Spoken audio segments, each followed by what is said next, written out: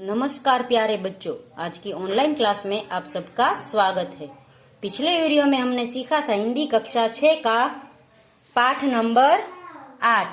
पाठ का नाम था राजा का हिस्सा। राजा का हिस्सा यानी राजा का भाग। इसमें हमने है वो राजा भोज के बारे में पढ़ा था कि वो एक बार है वो शेर के लिए निकलते हैं तो एक खेडूत को देखते हैं तो वो अपनी पत्नी को जोत कर खेत है वो जोत रहा था।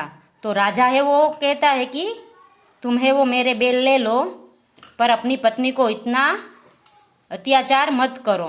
तो किसान कहता है कि आपके बेल लेने जाएंगे तो समय लग जाएगा, इसलिए जब तक वो ना आए तब तक मैं अपना काम नहीं रोकूंगा। तो इसलिए वो राजा कहता है कि आपकी पत्नी को बोलो मेरे बेल ले आए, तब तक आपके खेत में बेल के साथ मैं लग जाऊंगा और आपका खेत जोतूंगा। फिर पत्नी है वो रानी के पास जाकर सारी बात बताती है और रानी से बेल लेकर आती है। और अंत में जब किसान को पता चलता है कि ये खुद राजा है तो वो अपनी क्रिया पर शर्मिंदा होता है। अब इस वीडियो में हम इसके आगे का पाठ सीखेंगे।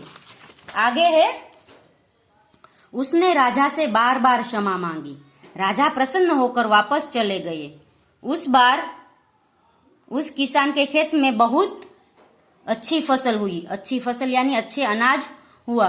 जब किसान को अपनी गलती का एहसास हुआ तो बार बार वो राजा से क्षमा मांगने लगा, पर राजा है वो उसके प्रसन्न हो गए और इस साल वो है खेत में अच्छा अनाज उगा। इसके आश्चर्य का ठिकाना न रहा, इसलिए उसे बहुत ही खुशी हुई और आश्चर्य हुआ जब उसने देखा कि खेत के जितने हिस्से को राजा भोज ने जोता था उसमें मोती उगे हैं।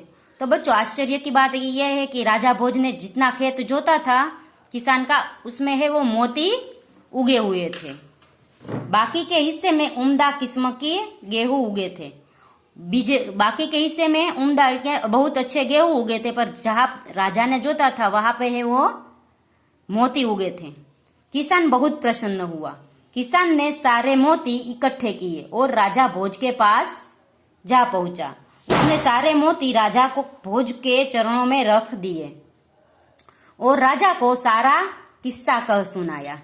तो किसान है वो बहुत प्रसन्न हो गया और उसने है वो सारे मोती है वो इकट्ठा कर लिए और उसने बोला कि इस मोती पर मेरा हक नहीं है, क्योंकि ये इतना खेत है वो राजा ने जोता था, इसलिए वो है सारे मोती है वो राजा के पास ले गए और उसको दे दिया। और उसने किस्सा सुना है कि जहां आपने खेत जोता था वहां पर मुझे मोती मिले हैं, तो वो मोती सारे आपके हैं। राजा ने कहा, ये मोती तुम्हारे खेत में उगे हैं, इन पर तुम्हारा हक है, इन्हें तुम ही अपने अधिकार में रखो। तो राजा है वो प्रजावत्सल थे और प्रजा से बहुत प्रेम करते थे, इसलिए राजा ने कहा यह खेत तुम्हारा है और खेत जोता तो तुमने था, इसलिए ये सारे मोती पर तुम्हारा अधिकार है, तुम ही इस सारे मोती को रख लो। नहीं महाराज, यह आपके परिश्रम का प्रताप है। यानी राजा ने जो परिश्रम किया था, जो मेहनत की थी, उसके भाग रूप उसने ये सारे मोती पाए थे, इसलिए किसान ने कहा कि उस पर अधिकार आपका है, क्योंकि आपके परिश्रम से ही इतने सारे मोती मुझे मिले हैं, इसलिए मैं इन्हें नहीं ले जाऊंगा। मेरी प्रार्थना है कि आप इन्हें राजकोष में जमा कर ले और गरीबों की भलाई के लिए काम में ले। और किसान कहता है कि आपका परिश्रम है, इसलिए ये सब है, मैं मोती आपको दे देता हूं, पर यदि आपको नहीं चाहिए तो आप राजकोष में इसे जमा कर लो और जब गरीबों को कुछ अनाज या कुछ पैसों की जरूरत होगी तो आप उन्हें दे देना। राजकोष यानी राज्य में के पैसे जो राज्य की खुशी के लिए, राज्य के अच्छे कामों के लिए उपयोग में लिए जाते हैं और वो पैसे अलग से रखे जाते हैं, वो अनाज अलग से रखा जाता है, उसे राजकोष कहते हैं। किसान ने प्रार्थना की। किसान की बात सुनकर राजा बहुत प्रसन्न हुए और उन्होंने मोती स्वीकार कर लिए।